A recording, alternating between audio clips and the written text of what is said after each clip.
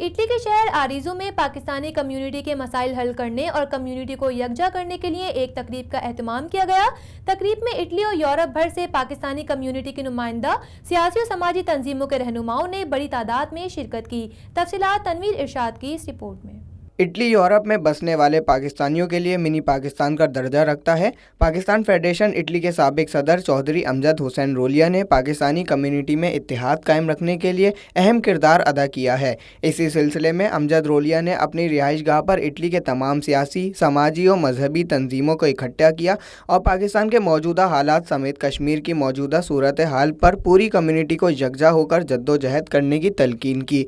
تقریب میں سابق ممبر صوبائی assembly Punjab Chaudhry Shabbir Kotla, Pakistan federation Italy کے صدر بشیر عمرہ، تحریک کشمیر اٹلی کے صدر تنویر کدھر، مسلم لیگ نون اٹلی کے صدر چودھری اجمل کوٹریالہ، تحریک انصاف کے رہنما میاں آفتاب، قمر ریاض خان، ڈاکٹر امتیاز سمیت بڑی تعداد میں سیاسی و سماجی شخصیات نے شرکت کی۔ مہمانوں کی آمد پر ان کا پھولوں سے استقبال کیا گیا، جبکہ پراتو اسلامک سینٹر کے حافظ مفید احمد نے پاکستان کے استحکام و کشمیریوں کی جدوجہد آزادی کے لیے خصوصی دعا بھی کرائی۔ چودھری امجد رولیا صاحب کی شخصیت جو ہے وہ اتنی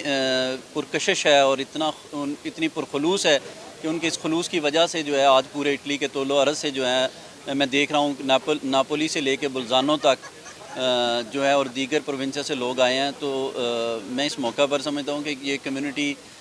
کا اس طرح سے اکٹھا ہونا بھی خوش آئند ہے اور اس کا سارا سہرا جو ہے وہ چودھری امجد رولیا صاحب کے سارا ہے۔ تقریب میں موجودہ شرکاء نے چودھری امجد حسین رولیا کو اٹلی کے تمام کمیونٹی کو ایک جگہ یکجا کرنے پر شکریہ ادا کیا اور انہیں حج کی سعادت حاصل کرنے کی مبارکباد بھی پیش کی۔ چودھری امجد حسین رولیا نے مہمانوں کو شکریہ ادا کرتے ہوئے کہا کہ ان کی کوشش ہے کہ پوری کمیونٹی پاکستان اور کشمیر کے معاملے پر تمام تر اختلافات بھلا کر یکجا ہو کر جدوجہد کریں۔